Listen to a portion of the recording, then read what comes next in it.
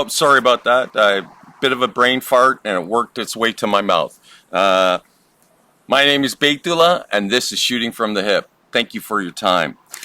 I appreciate you being here. Please keep in mind what we are doing here is we explore human ideas, philosophies, noteworthy information. This exploration is us thinking aloud, a thought exercise, jumping into ideas and examining them and re-examining them. You will find we're prone to using adult language when expressing opinions. In keeping with that, you shouldn't believe anything we say. We are not experts of any kind. We're just having fun with these ideas, philosophies, and information. In the hopes you will find it fun and interesting. We encourage you to invest time in searching out these subjects and coming to your own conclusions. Now, on with the shit show. Slim, how you doing, buddy? Pretty good. Very warm. How are you? I feel the heat. Sorry about the brain fart. Hope that didn't scare you. Actually, you probably liked it, bastard. Bastardo! Sorry, another Spanish. Brain farts abound, man. So, thank you for being here. Today's episode, we're going to be covering, or we're going to look at and talk about third eye, the pineal gland, and the Siddhis powers. So, without jumping into trying to explain what the Siddhis powers are, we're going to eventually get to that, and then we'll define what that is. But to me, it's been a fairly interesting subject because I've had awareness of this since like I was in my teens. But I often, because at that time, out of confusion, because you're bombarded by religious ideologies, and then there's the atheism of science. So part of me wanted to just dismiss this whole notion of the third eye and the pineal gland and the Siddhis. Now, typically the pineal gland is considered the third eye. So having said that, according to Wikipedia, the third eye is also called the mind's eye or the inner eye, usually depicted as located in the center of like your forehead, like the center of the mass of the brain. So between your ears and between your eyes. So if you could I can you draw a line to where they would that line would where those lines would intersect. That's where you find the pineal gland. So it's close to the stem of the brain, and it's supposed to provide perception beyond ordinary sight. So this was always the thing that I found fascinating. But I'm a comic book nerd, so I really like the idea of humans running around with special powers doing all sorts of weird stuff, right? So this was, I don't want to say a validation, but this idea that like here in the real world, that we might have examples of that. So have you been exposed to this before? Or? Yeah, the concept. Yeah, so was it when you were much younger? Or? Yeah, it seems to be involved in a lot of like Eastern traditions and also like things that came out of it, like cartoons and TV shows, all those sorts of things. It popularized particularly in like the last 20 years and like a lot of animation and stuff like that. Like what's the Dragon Ball Z? Don't they have they do a take on it. They do like chi magic, which we have episodes where we discussed chi before, and mysticism on the Chinese side. But this third eye tends to be more associated with further east, like Eastern, like thinking, like India and that sort of thing.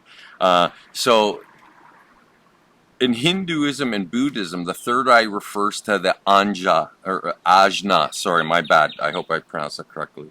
Or the ajna or brow chakra, both in Hinduism and Buddhism. So we did cover chakras in an episode. So again, I don't want to reiterate or dive too deeply in that, other than to say that these energy centers within the body, and depending on who you ask, there are varying numbers of them. And depending on which society or culture or country that you go to, again, the number of these energy centers varies. Damn, that bird's call is like Excellent. Um, so the third eye is said to be located around the middle of the forehead, which we've just sort of indicated, and it represents the enlightenment one achieves through meditation. Hey, do you just want to come down here and join us?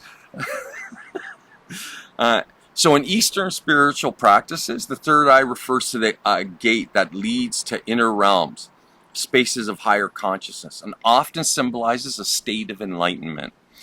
It is often associated with religious visions, clairvoyance, and the ability to observe chakras, auras, and precognition and out-of-body experiences. So that's a lot to unpack, and that's just like the first paragraph in the note package. So again, you can see like these ideas are not new, although in context of modern society, like they're part of pop culture, right? And Right. we experience, even in the most casual way, people are aware of them. And then because of the types of movies that we tend to watch, like the Marvel Universe movies, but not just them. Think of the Dune movies. They talk about prescience, which is another way of saying precognition, right? So these ideas are wholly integrated into pop culture, right? Even think of the 60s, the idea of a third eye. You ever seen any posters like the psychedelic ones where when they illustrate somebody, they place an eye in the middle of the forehead and stuff? Yeah, so a lot of it's from older inspirations like Hinduism, like you brought up. Right. So that's right. So it's just a lot of those concepts and ideas kind of filtering into mainstream society, and now we live in like 2025 where it's kind of prevalent. So anime, you see like that acid style of poster, like you say, yeah, in a lot of places. Yeah, it's prevalent. So and people refer to it in a very casual way.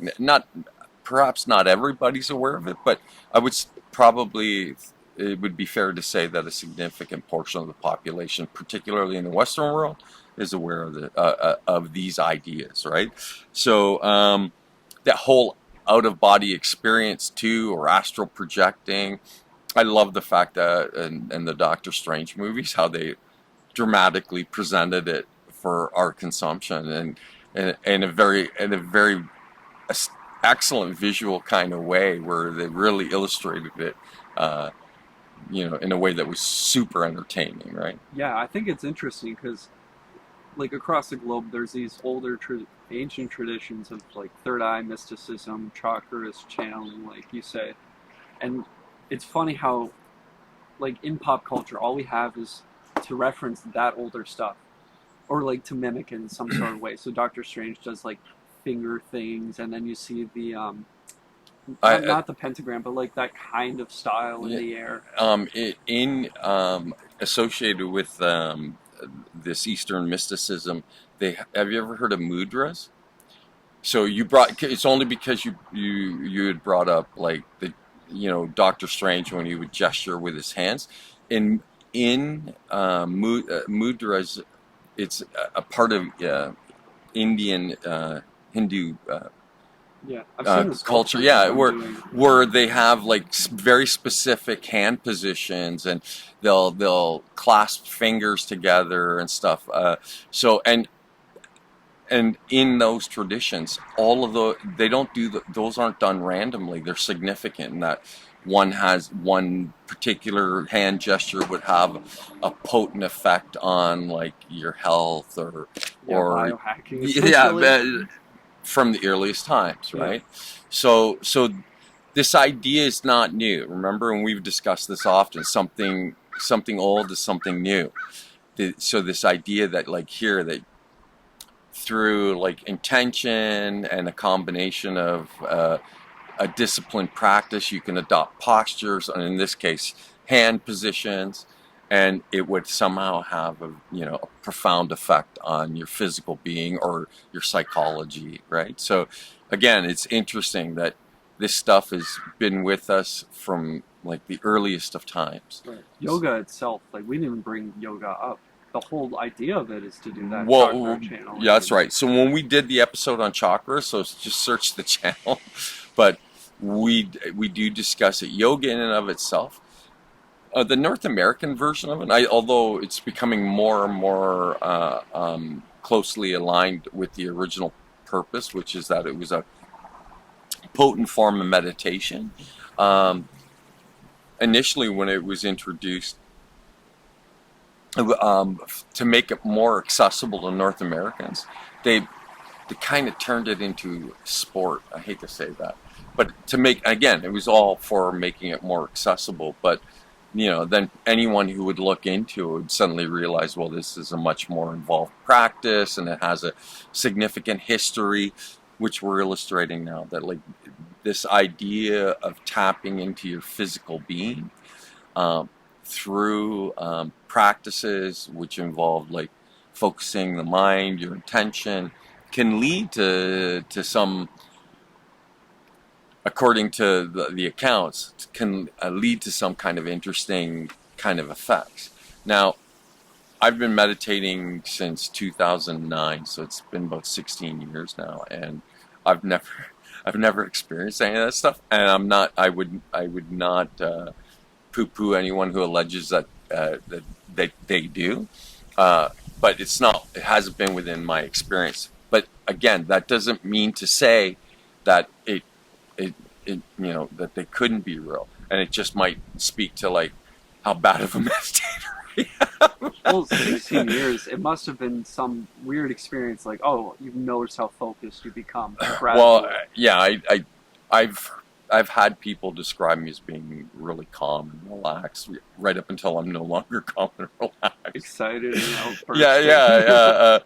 But I seem to like, more recently, people talk about like that it just radiates some kind of ease, which again, if that's true, I don't experience it. It's only reason I'm aware of it because somebody's gone out of their way to say something to me, right? Like, here, like, hey, you seem so calm. You seem like, I'm like, yeah, you should have seen me an hour ago.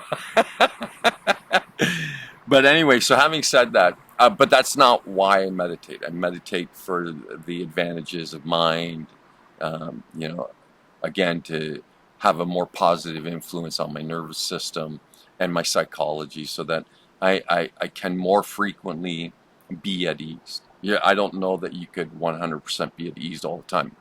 For an Olympic level meditator, it's very possibly for them, it's a reality, but I'm not an Olympic level meditator. I've only been at it for 16 years. So these are people, when I'm talking about Olympic level meditators, these are people who are like 40,000 to 50,000 lifetime hours of meditation. I'm a fraction of that.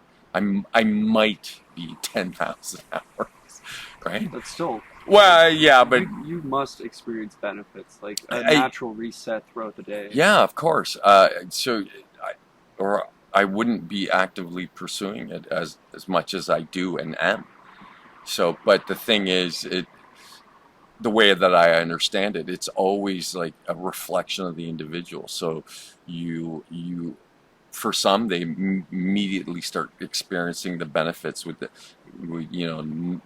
very little introduction. They just jump right in, and they're like, storming the castle, as it were, like that it's that potent. Right? For others, it can take a lifetime to experience the same thing. Right? So, and it's not a race. The point is to involve yourself and then to do it with the hopes of like expanding who you are as a person and addressing like any kind of traumas and negative effects psychologically. It does undo those things. It does allow for you to make peace with things that most of us kind of harbor and carry around with us that you should be letting go. Right? I think people would definitely buy it if you buy it as a pill. Like this idea of like, oh, emotional regulation, you have a rest, you're more adequately able to like review yourself. Really. Yeah, of course. So it really does have practical benefits. But whether or not that those lead to you having out-of-body experiences or be able to see observe chakras or auras or having the ability to be to see the future. I like again, not my experience. I've heard some pretty astounding claims, like from people where I'm like, Yeah, there will always be stories. Like Iron Fist is a great example of oh, something similar. yeah, but there's a very practical explanation for that, which we will cover when we do the 1 inch punch. That's another episode. Okay, good segue. Yeah. But it's great that you mentioned it. It'll probably be the follow-up episode to this one, right? Because it kind of because according to Dan Inosanto, who is probably one of, if not Bruce Lee's closest friend, one of his closest friends, and he's the recognized head of Jeet Kune Do, so the system that Bruce Lee created. So, and he's still alive to this day, and he stated that Bruce Lee would use practice Neigong, which is a combative form of meditation, and he would do that in like about an hour a day. I hope I'm not misquoting him, but I believe that's what he said. Okay. So again, when addressing this idea of Iron Fist or the 1 inch punch stuff, that hallmarks of all kinds of mysticism, right? Which is what we see when we're talking about like the third eye and the pineal gland, and when we get to the Siddhis powers, which we'll define a little bit more specifically, you'll be surprised, I think, by like, again, claims that yogi gurus have made, right? And because I don't want to turn my nose up to that stuff, so I'm open to virtually anything. But at the end of the day, I'm always going to ask for, what do you have for evidence, right? Because to me, that's where the value is. Can you prove it? Oh, yeah. Or can you demonstrate it? Right. Wim Hof is a crazy example, because that seems like something like people would refer to as clickbait. But he's gone into labs. He's done this practically in front of people. Yeah, you can say whatever you want about him. The guy's very publicly allowed for an investigation to what he's doing. So some say that he's just this outlier, a one-off, right, that just happens to be able to do this. But if you listen to him talk about it, it's a direct result of breathing practices, and it doesn't matter what drove him to it. The motivation just provided the impulse to go and do pursue breath work to the ends that he did. And nobody should question what he's done. He's accomplished some pretty astounding things, and he's a guy who's, if I'm not mistaken, I think he's in his early 60s now, right? So it should be, again, evidence that it doesn't matter what stage of life you're at, that there's benefits in employing like methods that are meant to sort of realize like these things, like the third eye and the pineal gland and all that stuff. So other cultures, again, so that you understand that it's part of the lexicon of like human society. So one of the other cultures that has a distinct practice in China, Buddhism also like prevalent in China, but Taoism, right? So I think we've touched on Taoism, right? So it's some claim that it's a religion, but for many others, it's more like philosophy. But they also use breath work and meditation and martial arts conditioning to elicit, like, these significant functions like that they're capable of. And their third eye training involves focusing attention on the point between the eyebrows with eyes closed while the body is in various qigong postures. The goal of this training is to tune into the correct vibration of the universe and gain a solid foundation to reach more advanced meditative states. Taoists assert that the third eye is one of the main energy centers of the body, right? And we've already everyone's in agreement in terms of where it's located, right? So again, it's this idea that has been around for a very, very long time.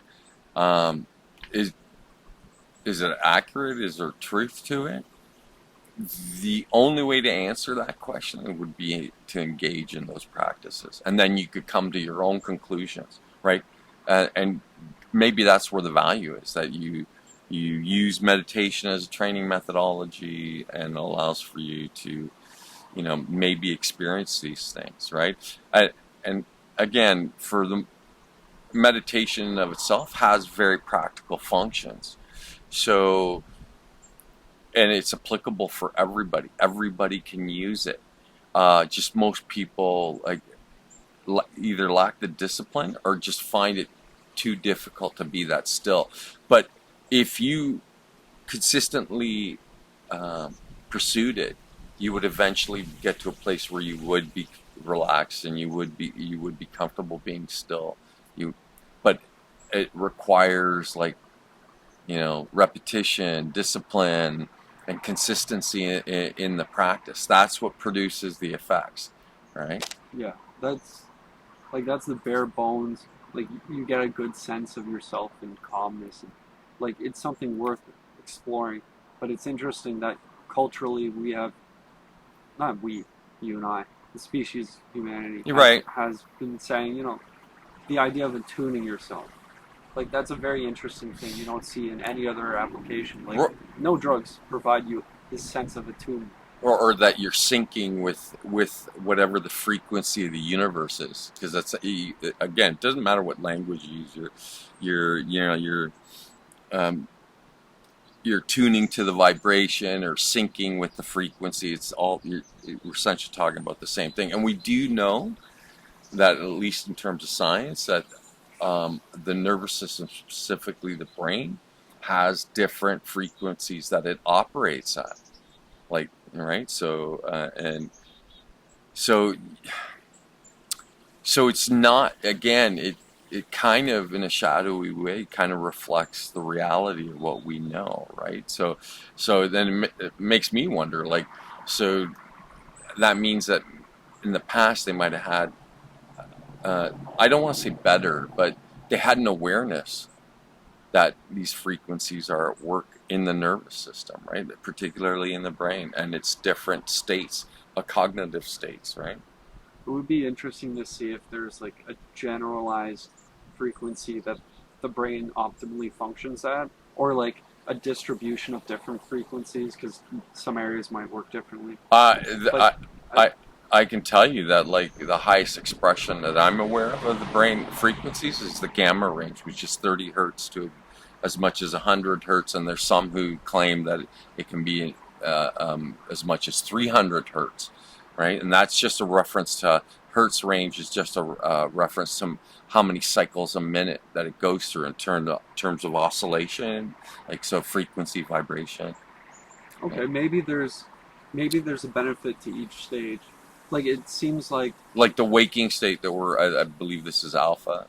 So, and I can't remember you'll forgive me, I don't remember the hertz range. But right now, while we're engaging in this conversation, our brain is oscillating at a very particular hertz range. That's interesting. Yeah. So this is what I'm saying. I go that, again, something old is something new. Yeah, literally states of mind that are understood through electricity. Well, you're right. And what is the nervous system other than a bioelectrical chemical system? It's really bad Play-Doh.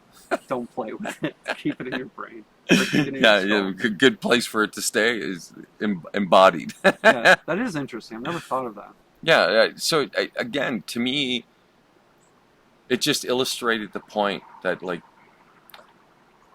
there's greater degrees of subtlety at play in terms of being human, and things that we're kind of oblivious to, and within the conventions of our modern society aren't treated with any kind of significance. But we've illustrated different ideologies, religious or philosophical, where to them it was relevant, and it was relevant in terms of like here you can awaken aspects of the nervous system that tap you into stuff that allow for you to be able to do superhuman things or supernatural things. Like, so whether or not you want to buy into that, it's entirely up to the individual. But for me, I'm open to the idea that like maybe that is a reality. Although, like I said, I've never personally experienced that, but it could happen. Yeah, I'm just thinking there's a few variables in what I'm thinking about. Like, there's always good and bad people. There's always systems that choose to do what they say. Like, there's some institutions where it's like, this is what we believe is good for your education, so this is what we're doing for your education. Whether it's spiritual, like school, like what we're used to. Right. But yeah, it's interesting to think that if we're able to function in different states of minds, and we're able to know that we're in different states of minds, it almost seems like to not know this is terrible, because you could leverage it yourself in beneficial ways, or you could leave it for like advertisements to leverage, like, oh, here's a chocolate bar and a pretty lady holding it. Well, I think it's interesting that you point out the idea that like if you can activate these subtle qualities of the nervous system, then it opens you up to having the capacity then to leverage the reality you're experiencing in a way that you never could before. Right? So, and part of me wonders, because you pointed out, like, how much of that is applied against you. Absolutely. Maybe knowingly, maybe unknowingly, where they use advertising to influence that your cognitive, conscious kind of awareness, and it has and that form of advertising or has a very negative effect on the function of the nervous system that actually prevents you from being able to open up these more subtle areas of the mind, right? Yeah, absolutely. Like, we unconsciously do it to ourselves just by the nature of how things work. Things are chaotic. You have to experience many things, good and bad. But the idea that if our brains are like a computer, you know, we get data in, it's not like that. Our brains are much more interconnected and malleable just by the sense of, like, we're communicative. Like, we're that kind of species. Right. We're not crocodiles. Well, and you know, speaking to like the computational powers of the brain, like the processing power and speed of the human brain is still premier, although that looks to be on the verge of being overtaken by artificial intelligence. But in terms of like processing power, it does like you know, I can't remember if it's 3 billion or 3 trillion calculations in the course of a second or some shit like that, right? So its processing speed is way up there, but it's on the verge of being overshadowed by on AI. So up until now, it's been like the most complex organic computer. Right. So again, somebody who sits at a desktop, given enough time, they'll be able to intuit all these functions within the desktop that somebody who's first introduced to it might be kind of oblivious to, not even aware that it can do. Right. It's funny because I think of like a lot of different comparisons and differences. That way I could categorize. Like, it's easier for me to think of things that way. Like, there's biohackers who do software hacking. So, like, getting lots of sleep, eating well, you know, all the classic stuff. And then there's hardware hackers, people who want to augment their physical body. So it's not a robot, it's a cyber. Well, but even like when you think of the nervous system, like so the nervous system's a computer, but the thoughts it thinks are the software. So meditation addresses both the software and the hardware. The hardware is like the brain, the spinal column, and the central and peripheral nervous systems. Yeah, right? Not the actions of it, but the thing itself. Right, and so meditation influences the way that it functions. So it can function with greater degrees of efficiency. So that means the signal transmission speeds up without, without producing heat and without loss of like energy. So those are things again that are. I'm sorry, that's so fucking loud. I'm like, what is that? An insect? It's just some cicada up there. Sorry, I'm trying not to laugh. It's okay. Of course, you're interrupting, bastard. Yo, it's in league with the bird. Of course. Okay. Yeah. So anyway, with regards to meditation, like, so it again, it suggests then the way that your psychology operates, you can influence. You can change that, right? And they call that well, it's learning, but the fancy term is neurogenesis or neuroplasticity, right? And it stimulates neurogenesis, which means that it influences the physical structure of the nervous system so that it again for greater degrees of efficiency. So in elevating all that, like its function, then does that open you up to the very thing that we're talking about, like the Siddhis and these out-of-body experiences, auras, and all that stuff that is always so interesting. But again, I've never seen anybody to date produce any kind of irrefutable evidence of, right? Yeah, honestly, even if that's just an abstraction of the changes in emotional regulation, whatever you can get from the experience, even whatever the abstraction of, sorry, that's the abstraction of the real thing. Even if the real thing isn't like some grand golden city, right? Like, imagine, it's better than living in New York. Like, just whatever you benefit from it. The cities that I'm referring to are not a actual like city, like urbanization. Right. The cities are power, the powers associated in Hinduism with enlightenment and elevated states, but which we'll get to. You're kind of moving a little bit ahead, because I did want to mention like people like Rick Strassman. I can't remember the other guy now who advocates for DMT. And they hypothesize that pineal gland, which maintains light sensitivity like an eye, is responsible for the production and release of DMT, dimethyltryptamine, and we've covered that in the episode. So, and theogen, which he believes could be excreted in large quantities at the moment of birth and death. So then the birthing experience and the dying experience become maybe like an out-of-body experience for the person experiencing that. So that, which would be all of us, right? And since we can't know after somebody expires what their experiences are like, so we just make a lot of assumptions, or most people don't have the recollection of the moment of their birth, right? So his view is that it's part of the function of what we are. So, and we know that it's endogenous. DMT is made by our body, and some speculate that it's in the lungs. It's produced, perhaps some of the organs where it manufactures it, and so then that means, genetically speaking, there might be outliers who could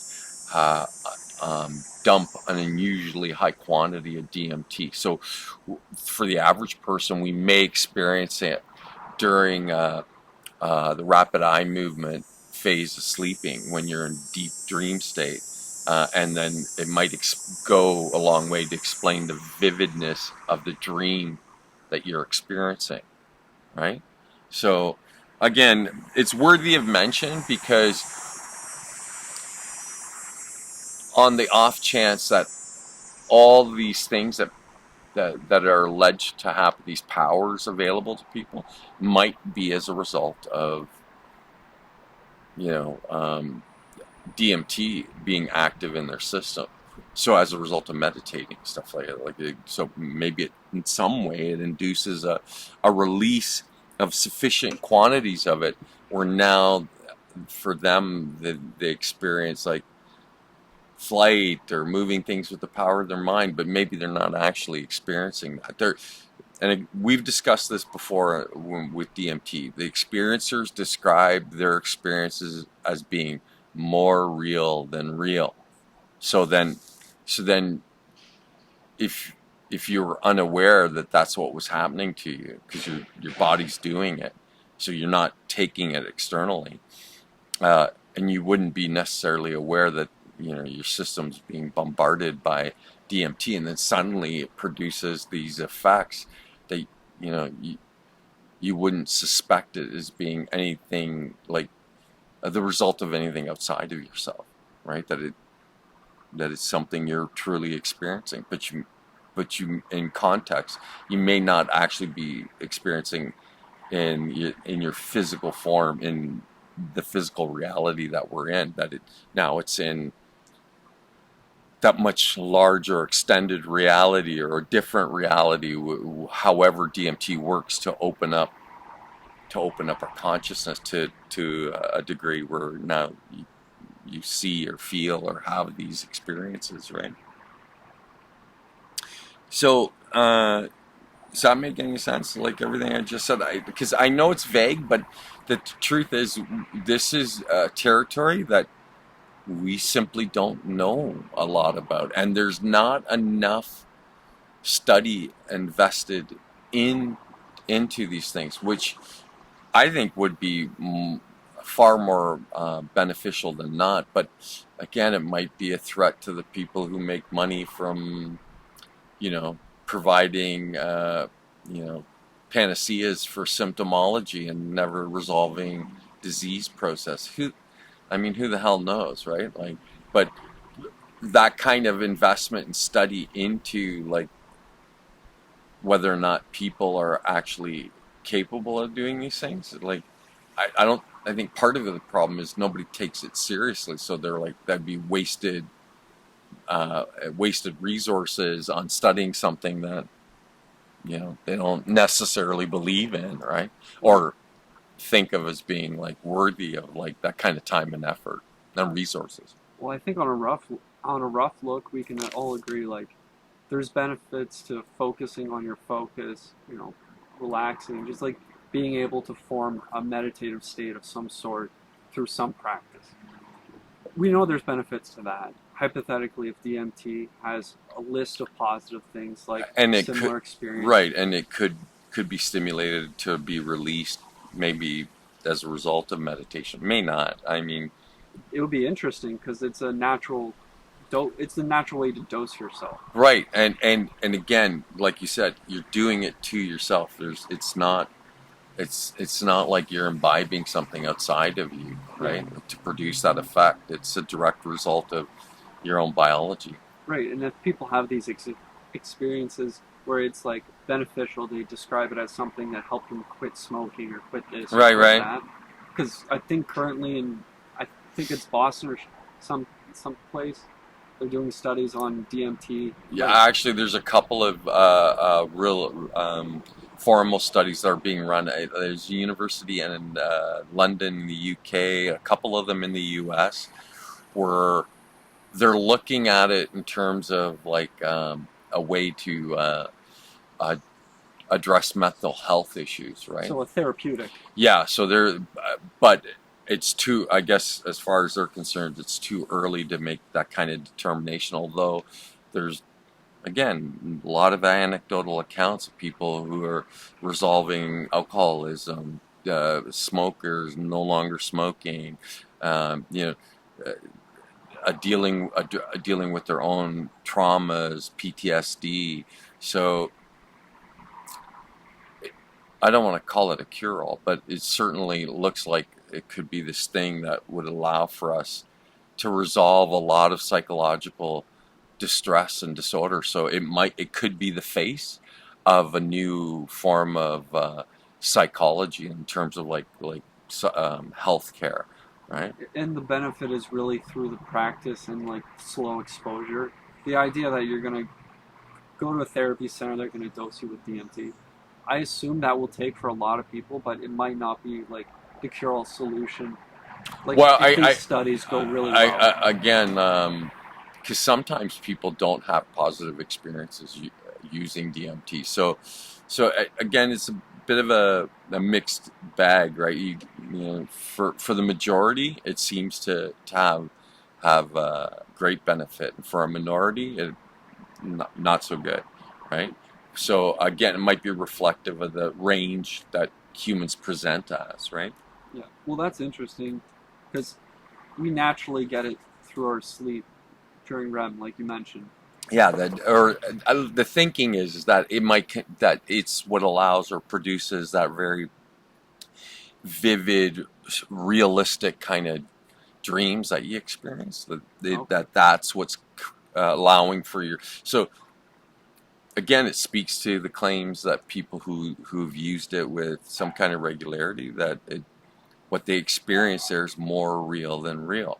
So to me, all that's saying is they're experiencing a reality that's not this reality, but is vivid and as real as this reality. Right? And I've had some pretty vivid dreams where I could have, you know, after I awakened, I could have swore it was really happening. Yeah, me too. Yeah. So again, common experience. So there, these things that we're talking about, there's a foundation for this stuff in the way that people live, and so maybe that's why so many different cultures have these sort of share these same kind of stories with variation and stuff like that, but in terms of like people being able to do fantastic or supernatural things, or however you would choose to characterize it. Yeah. It's just language, right? Don't get caught up in the turn of phrase, right? The phrase, we're in language, we're discussing it, but it's not the actual thing, right? You can only experience it. So we talk about it because we're attempting to understand it better, but the only way to really know is to directly experience it, which for most of us, it's not something that we actively pursue. But because of the nature of the sharing of information, what the internet represents, at least in the most beneficial way, that it allows for this to become more widespread. So then that means average people might be taking advantage of this to have those experiences, to use DMT to those ends, right? Yeah, I was thinking, like everything we know culturally and all these stories that came from a long history, not all of it's true, not all of it's going to be false either. One thing we can assume is a lot of cultural stories that were passed down were because there was a benefit, whether it was social or, you know, pragmatic, like yoga, for example. Right. I would at least suspect that these traditions being widespread, you know, the ideas of chakras, it at least had some beneficial way for the civilians to like understand their world, like the way we are, and maybe even to address like psychological health concerns and physiological health concerns, like this idea of chakras, and that through meditation you can influence a particular one, then it might have like some real health benefit via the placebo effect, right? Like that. Maybe it's a way to tap into that. There could be some function of being at like your state of mind where you're at a certain frequency. If meditation does give that to you, hypothetically speaking, that might be something that fixes, you know, all these physical ailments. Well, again, and we're just speculating, but to me, that all those things seem to be linked, but it requires study, and nobody's investing into that kind of study. Right. I like to look at the extremes, like what's the most practical, understandable, like at least we can review it. Like meditation does help you. People obviously are more calm after meditation. Everybody experiences positivity. You know, it might take longer for some people, but like the same thing, we don't necessarily need to go over study. It seems like people have the experience of like something more real than real, right? Basically. Well, to me, like this all dovetails into the idea of like self-mastery and mind, body, and spirit. This addresses the mind component, right? And maybe even the spirit component. right? That those two elements, as a result of like meditation, whether or not it actually, might spontaneously cause you to release DMT into your system, which would produce, again, these astounding experiences that you may confuse for like real powers and stuff like that. Again, I I I couldn't say one way or the other, but there's so many stories throughout our history, and you don't have to go into the deep past. In the 1800s, they used to do seances and that sort of thing. Now, many will say like they were just charlatans, it was just for entertainment, maybe, but what if there was a lot of people who were cashing in on that craze, but there might have been a small minority of them who were actually really doing what they claimed that they were doing. And again, I'm not saying one way or the other, definitively that like there's truth in either. I'm just saying that it's worthy of like consideration. Right. A lot of these things that are like old stories through mysticism, we don't really have a clear idea what's true and what's, hyper fictionalized. You always have to not reinvent, sorry, rediscover these things. And it's just interesting because culturally now, whereas scientific, some people would say like peak. Because like we're going to AI, things are going to go up or down or whatever. Well, that's again another another interesting conversation. But for the AI part, which we've had that conversation before, but it's something that's worthy of talking about again, but not here. Right. But it's interesting. We're at that time where rediscovery is like the new hottest discoveries. Right. So imagine. So I hate to use it, but think of all the mysticism in Star Wars coupled with all the advanced technology. What if, in our own weird twisted version, that's our world in like 50 years, 20 years, where now we have like, really significantly advanced thinking machines and people tapping into these subtle capacities which may or may not be fiction. But what if we discover there's some kind of reality to that stuff, and then they function hand in hand? Well, with Wim Hof, he blurs the line. Like it's at the point where we know that's possible. Like the benefits he has been through his methods. It would be strange to see what we're going to discover in the next like 10 years, maybe. Right. I agree. And once you have one person doing it, then it significantly increases the chances of many other people doing anything. Do you know who Roger Bannister is? No. He's the guy who ran the first man to run the 4-minute mile, and then within the year after he did it, multitudes of people were running the 4-minute mile. But before that, all the doctors and specialists were like, no, human body can't take it, the heart will explode, all this nonsense, which proved to be, again, just a fiction generated by gatekeepers or the authoritarians who thought they knew better than everybody else.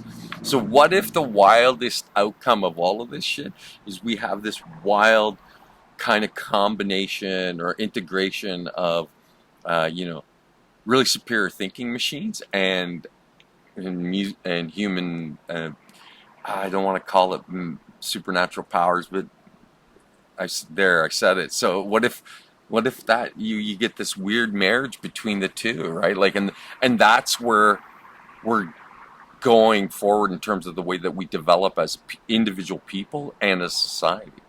Yeah, I was gonna say, let me throw something strange in there. Have you heard there's actually competitions for who can run the fastest on all fours? I'm not aware of that, but I have seen lots of I've seen lots of stuff on the internet where there's people doing that sort of thing. I don't know what to feel about something like that. But one of the things that when using, like, now that you're talking about using all 4 limbs, you ever seen those rock climbers or competition climbers, and they have a well-established course. It's a fake wall, And what they're doing is they're racing for speed. Yeah, those are impressive. Oh my god. And they're using all four limbs at the same time, like coordinated to be able to make the ascent in like fractions of seconds and that sort of thing.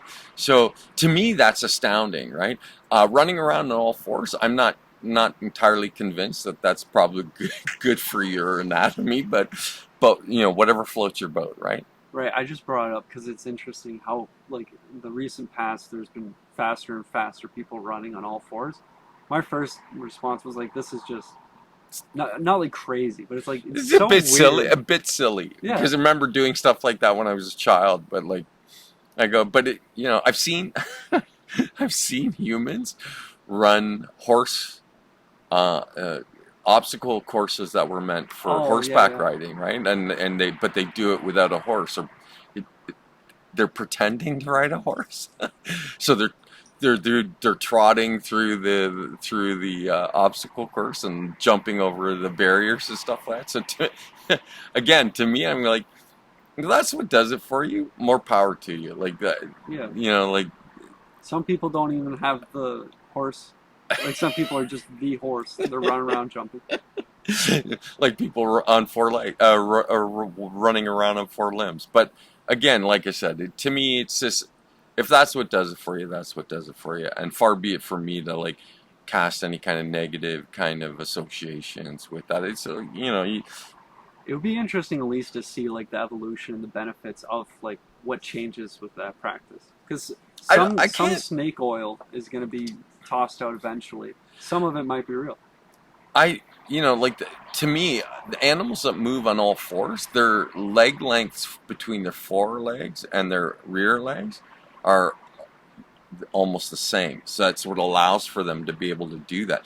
And we typically have short arms and longer legs. So that means it would be far more difficult for us as humans to do. So we're getting so far afield, but anyway, it's okay.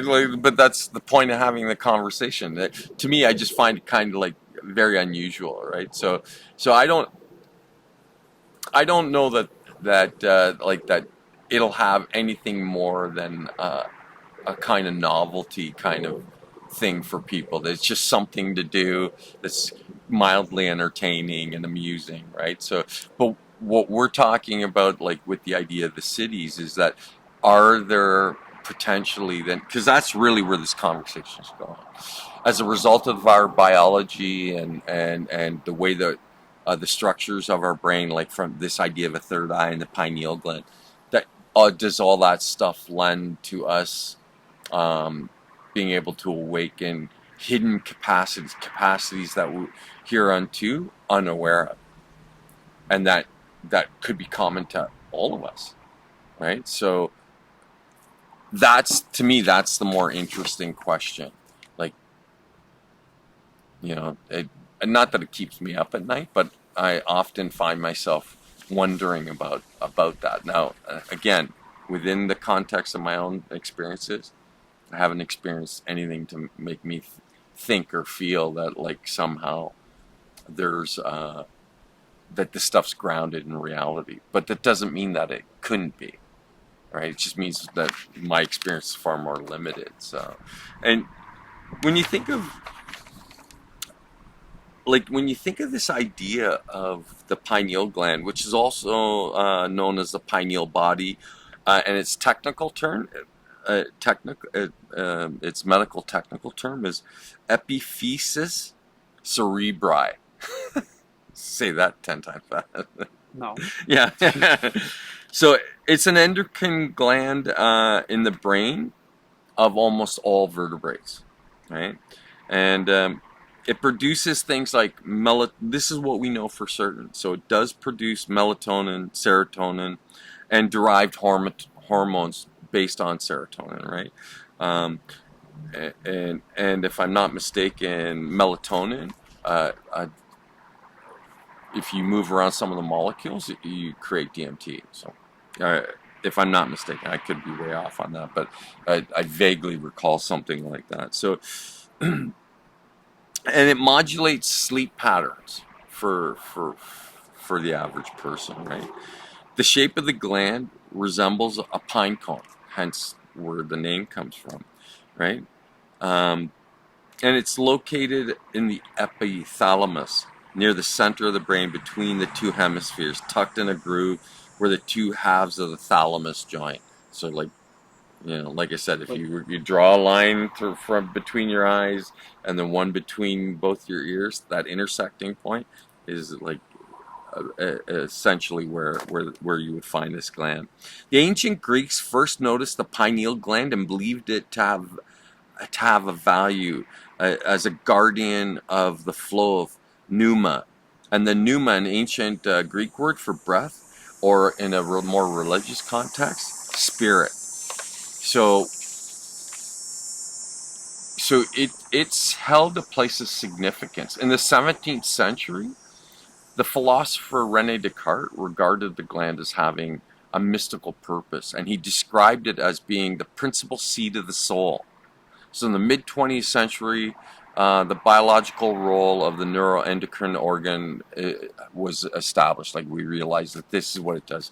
It contributes to hormone productions, release of certain molecules into our system, which are considered like important, right?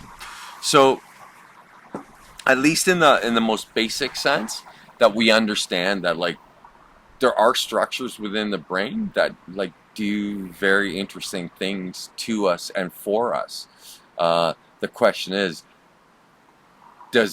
can it lead to those, like the ability to see auras, precognition, out of body experiences? Like, I don't know, but it's surely interesting to think about. Any thoughts? You're like on that. Yeah, how would it be detected? Like, that's such a that means at some point somebody had to open up somebody's head and cut and basically cut the brain in half to see the structure. They should leave it in there. Well, hopefully they did it to somebody who was dead. Well, I'm just thinking with the idea that we're going to be able to calculate so much more math with this quantum, computing.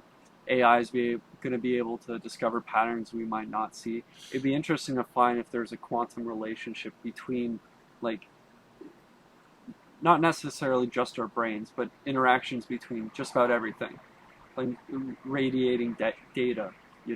Yeah, I don't know if, like, because the assumption is that somehow the advantages of using AI to augment our own nervous system functions will allow for all this extra capacities.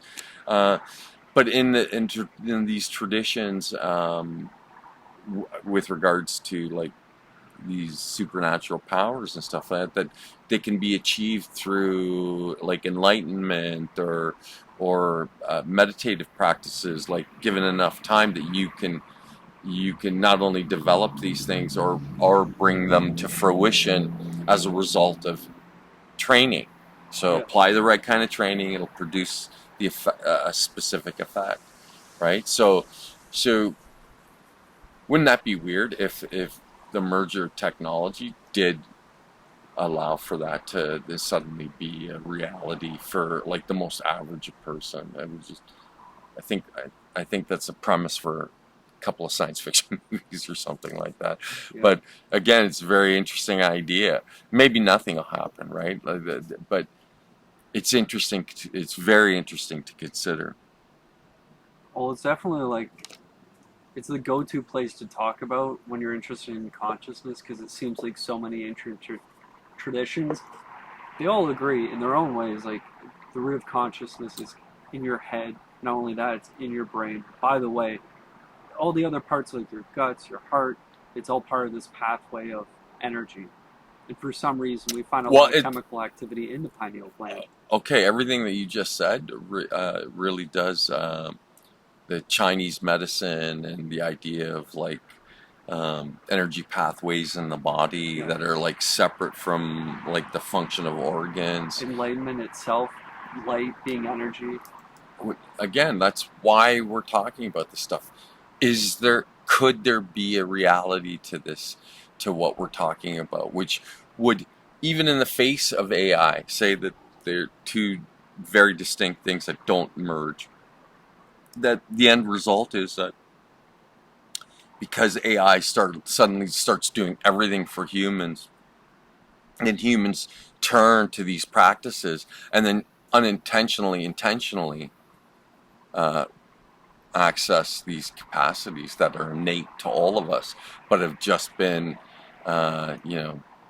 just been kind of neglected, so that we don't get to experience them on the regular, because it's not something external to us. It's something that's part of what we are, right? And again, it speaks to the idea that when we ask the question, what are we as human beings? Well, we don't really we can't definitively answer that question, and it's much more complex than just saying, well, we're, a high form of primate, or some kind of animal or something like that. That is accurate, but it's not the only thing that's true about us. Yeah, So, it depends on who you ask. You ask an engineer, you get a different answer than a chemist, and you get a different answer than a spiritualist. So maybe then that's where we develop as human beings. We start overlapping all these views of these different disciplines, these hyper specializations, to come to more definitive conclusions about what we are as human beings, in terms of what kind of hidden capacities or potentials exist within us, that, again, through the right forms of training, that you could elicit, you could draw them into reality. Well, I think whatever it is, whatever we discover it is, I think, depending on the perspective, it's always going to be something weird. Like, there's nothing in this world that's not interesting from a frame of mind. Yeah, like, given the right perspective, you can find something engaging about everything that we experience and the reality that we're walking in. But even the reality we're walking in is this, when you listen to the very smartest people talk about it, that it's just a small portion of a much larger reality. Of course. Right. Okay. So as much as interesting as this is, whatever it's connected to or a part of outside of it is also even all the more fascinating, which we know very little, next to nothing about. So again, it's kind of compounded. I'm interest in it. I'm fascinated by the fact that we're here at all, and that everyone treats it like with disregard, like that it's kind of incidental, like big deal, and it is a big deal. Well, that's probably a safety thing, or it's conditioned by society. But the idea, like, we're conscious, you have to be aware of the fact you're conscious. That itself is pretty fucking crazy. Not to mention, like, how strange things are, like how plants grow, how we're able to do this podcast. All this stuff. It's mind-breaking. It is. But I think it's worthy of your time and your attention. It's worthy of, like, investigation. That these are the things that are in the face of the revolution of AI and how much of an impact it'll have on society. Then maybe it's the pursuit of these questions and attempting to really answer them that would be of benefit, right? Yeah, because, like, the truest adventure, you got to go out there and there's going to be bad things. The fact that this is so uncomfortable might be why some people choose to look at it, because they know something's there. Oh, to me, I really feel as though that there might be something to all of this, but again, there's no, I still require evidence. So my feelings don't, like, the way I feel about it, don't really matter. It's just my personal sense, right? Yeah, it's drawing you in. Yeah, and so I'm attracted to these ideas, but and part of me thinks that there's some kind of reality to them, but now I want to definitively know what kind of reality. Right? It is kind of funny because, like, we can draw attention to it, but it's like, what are we gonna say about there's photoreceptors in some parts, like on organs, like the pineal gland or the gut or wherever you might find it? Yeah. What are we gonna say about that? Yeah, it's interesting. Well, yeah, here's something even more interesting to consider. You ever have those moments where like you bang your head and you see stars, or you just you move very suddenly and then you see stars within your field of vision, and it's just spheres of light. Well, that's not existing in the objective reality. Yeah. Those. So then, how is it that your eyes are registering these things that have to do with your like internal function? Like, how are you even seeing these things? It's not like if I come up to you and bang your head and you start seeing stars, that I'm going to see the same stars, those stars that you're experiencing. They're internal. The brain is generating that stuff. So then the brain's generating light. Yeah, functionally speaking, this thing's got to deal with a bunch of different variables, like getting hit in the head. Well, I mean, there's again, yeah. Sometimes it's really something really subtle will do. You just hold your breath and like bear down really hard, and then you start seeing stars or spots, like light spots in your field of vision, right? Like, so you go like, what is that? And again, nobody, I find it interesting, and more interesting that nobody's asking questions or looking into it. Like, well, what is it? Well, there are ways to interact with it, like you say. That's a good start. And plus, people have the internet. Hopefully, this podcast helps them. Well, I mean, that's the point. That was always the point of this. Like here, my personal experiences allowed for me to like get to wherever it is that I am now. But the idea was in sharing the information, like to further understanding, because on the off chance that it might help somebody, and as I've stated before, even if it only helps one person, then it's worth all the effort, right? Like might not, but again, I think it's healthy to let people know that here, if you're thinking about this stuff, then you connect with other people who are thinking about these sort of things. You have no idea where it may lead. And I don't mean in a flighty, flaky kind of way, like that you approach these things and a much more serious kind of, contemplation that, here, could there be a reality to this stuff? Is there a reality to this stuff? Beyond it being dismissed out of hand as being just like folklore and stories and not really valuable. With the right frame of mind, anything you do could be a method for meditation and focus. Like, well, it's just you really enjoy it. Meditation is just about being present. So it's like you just said, if you just set aside time every day where your focus is to be present in the current moment, that's meditating. Yeah, doing good work at work. There you go. Well, it's strange because it's not just state of mind. It's like emotionally being present. You're not able to be in different states of mind. Like I guess I'm just trying to say it's not so easy to get that. No, it's easy for everybody to do, but becoming really good, efficient at it, that takes work. Yeah. Right. So maybe that's the turnoff. The fact that it requires like a serious amount of effort, which I don't have, which I don't have a problem with. And in fact, to me, it's what makes it worthwhile. Because then again, because you get a sense of achievement or accomplishment. So there's benefit in that. Okay, so let's move on to cities and not urbanization, right? So it's spelled Siddhi, city, right? And in the Indian religions, city is like, it's Sanskrit. It means like fulfillment or accomplishment. And they're often referred to as material, paranormal, supernatural, or otherwise magical powers and abilities, and attainments that are a product of meditation, yoga, and they're basically psychic powers. And it's often used interchangeably within Hinduism and Buddhism. So again, both of those religious ideologies or philosophies tend to view that as being a reality, that these things exist, and given the right training methodology, you can draw them out of yourself, right? Bold claims.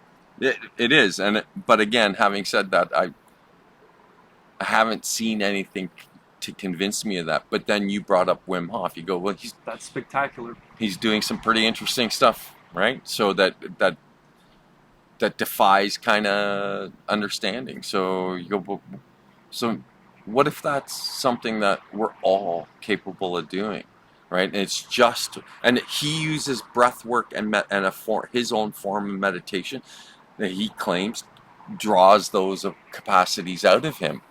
Well, we have so many traditions where they talk about the very same thing, right? So to me, there is some kind of inherent reality to it. Now, whether it's the ability to affect our material reality in the way that they make the claims, I don't know, right? But it's certainly there's something at work. It changes our interaction with the objective reality somehow. Yeah. Whether it changes objective reality, I think every action we do does that. So it's kind of hard to draw the line. Right. It probably behooves you then to just be open to the idea that maybe it could, but then again, maybe it doesn't. Yeah, there's a lot of interesting stories I've heard. So many. Yeah, we're human beings. We love to be fancy with these fun ideas and like stories of Harry Potter and shit. And we should entertain these things. These things are again, they're fascinating, they're interesting. Now, the coolest thing that could happen would be that we discovered that there's some kind of reality to them. But I think it'd be just as equally cool to discover there's no reality to it. At least definitively, then you'd know one way or the other, right? Yeah, I guess we really want to be certain. That's what our species really drives for. Yeah, and so you mentioned Harry Potter in terms of again, literature that kind of inspires or invokes that kind of the thinking or the capacity to do things. There are texts within Hindu traditions, and this one's called you're gonna forgive me if I butcher this pronunciation, but it's the Siddhi Maga, not to be confused with the MAGA in the U.S. Right? Yeah. So it's the Siddhi Maga, right? It's Italian. And it's one of the texts that gives explicit details about how spiritual masters are thought to actually manifest supernormal abilities. Right? So again, within that tradition, there are texts that not only direct you as to how to produce these effects. It states that abilities such as flying through the air, walking through solid obstructions, diving into the ground, walking on water, so forth, are achieved through changing one element such as earth into another element such as air. Right? So they offer up, within the context of the ideology, an explanation of how these sort of supernormal abilities even occur. But somebody did go to all the trouble to create that. Now, you can dismiss it as being just rubbish or not substantial, not based in any kind of real reality, but it's not the only tradition. There are so many out there which we're not going to go into, but again, it's part of the human experience. So what if it really is part of being human, right? So the 8 classical Siddhis, they're Ashta Siddhi, or the 8 great perfections. That's how they refer to them again in other interpretations. Is the anima, the ability to reduce one's body to the size of an atom. The mahima, the ability to expand one's body to an infinitely large size, like a universe, the size of the universe. The laghima, the ability to become weightless or lighter than air. The garima, the ability to become heavy or dense. The prapti, the ability to realize whatever one's desires. So it's manifestation. The prakmaya, the ability to access any place in the world. The isit, is Siddhava, the ability to control all material elements or natural forces, and the Vasitava, the ability to force influence upon others, telekinesis, right, that sort of thing. So in the Tantric Buddhism, the Siddhis specifically refers to the acquisition of supernatural powers by psychic or magical means, or the supposed facility to acquire, including clairvoyance, levitation, biolocation, astral projection, materialization, and having access to memories from past lives. I almost swear that it came right out of the Dune books, but maybe that's what influenced Frank Herbert. Were these very real traditions where these things exist, at least according to the traditions. So, and we know that even though these, like, we've identified them like in Far Eastern cultures, they're not exclusive to the Far Eastern cultures. There's lots of claims within Western cultures of the very same capacity to do the very same things. So the question I would pose then is, what if all that stuff were memories of forgotten time when humans could do that? And maybe it was a minority of them, maybe it was a majority of them with a minority who couldn't, and that all that stuff was lost to us, right? But that's assuming that the conventional model of human development is incorrect, right? So, and again, no one's been able to definitively, and we should really be clear about this, no one's been able to definitively explain the origins of humanity. Right? Like in a definitive kind of way. We have glimpses and ideas with regards to that, and some of them are well-founded, but it doesn't completely explain what we are, why we're here, where do we come from, and even where we're going, right? So I'm kind of fascinated by the idea that, like, there could be prescience or precognition or clairvoyance, however you want to, the ability to levitate or using telekinesis or bilocation, astral projection, materialization. This is stuff right out of the Ghostbusters movies, and I'm talking about the, like, Bill Murray, Dan Aykroyd Ghostbusters movie. But what if, in the weirdest way, that there is truth to this stuff? What if these are just abilities that have been lost to us because we don't remember our own origins? We don't know where we came from, right? And we don't have a living memory. We only have these vague recollections of their stories that are passed down of us being able to do this stuff. Now, having said that, all these cultures and all these philosophies have been around for centuries, in some cases thousands of years. And you would think that at least historically, somebody who could do this stuff would have presented themselves to the general public. But I'll cite the 1-inch punch from Bruce Lee. He demonstrated it, and there is actual live footage of him doing it, like the 1-inch punch and 6-inch punch. And no one since the 1970s, or whenever that was done, it was the late 60s, no one since that time has produced a video where they are demonstrating that very same capacity. So it makes me wonder, right? So what if Bruce Lee or Wim Hof, you cited him, what if they're kind of, they're a throwback to a time when the average human could do stuff like that, given the right amount of training and discipline. Like, so we're going to make the assumption that it's derived as a result of training.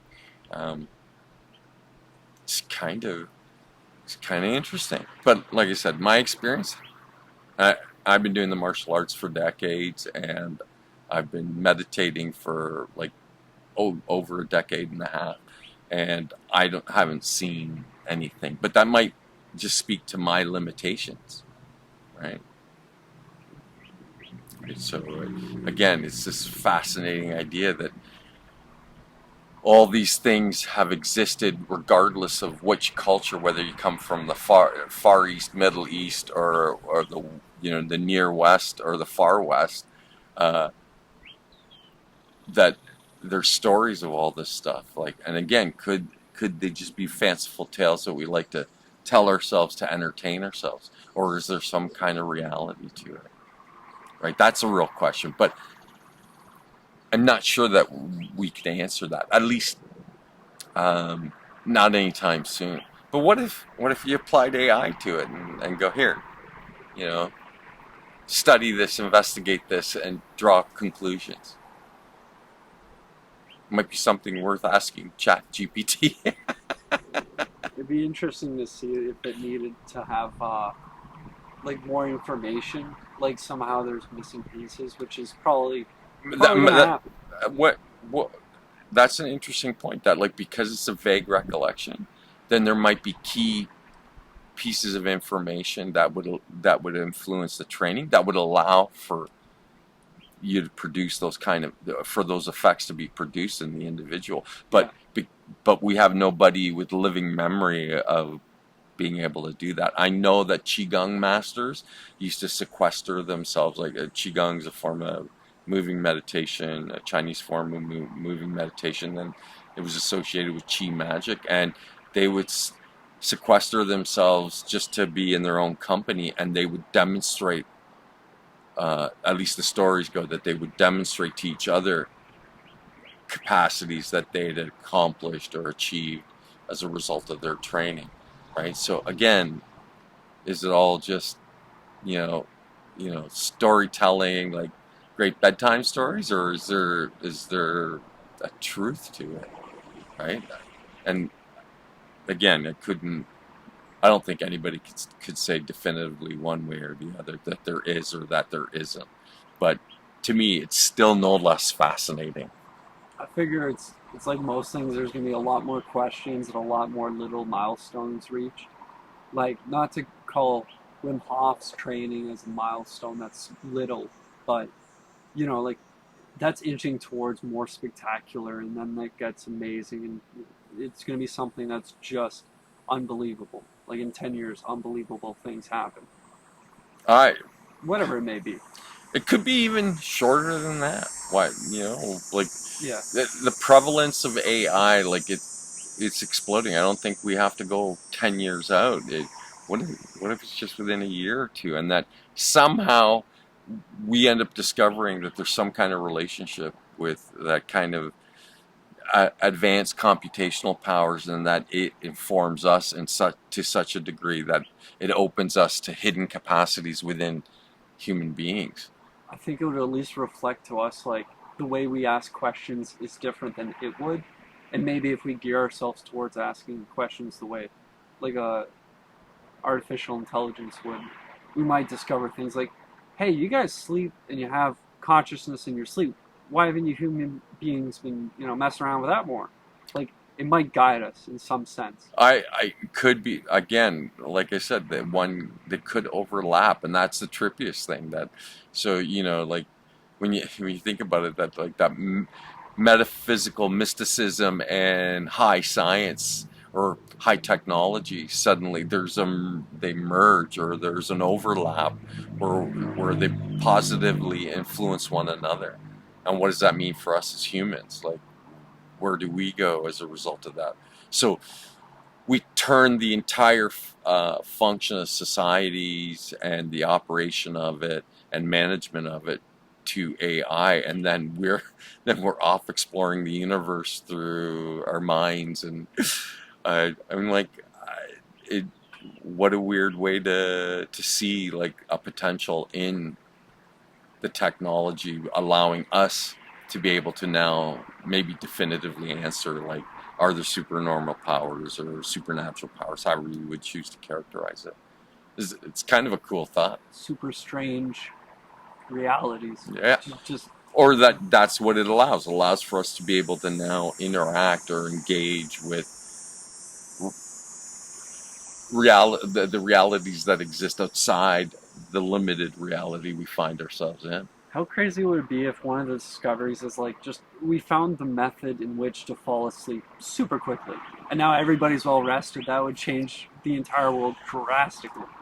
That itself is like a Well, small milestone. yeah, that would be significant. Like, Absolutely. so suddenly, like, with no effort, everyone gets adequate rest. Well, then, that'll have a positive effect on your psychology, right? Like, to be adequately rested. I mean, it's just that's kind of like really like a subtle kind of benefit, but think about all the insomniacs out there who suddenly would, like now just have really restful sleep and stuff. So Yeah, health issues would. Well, this is. some health issues it would resolve, sure.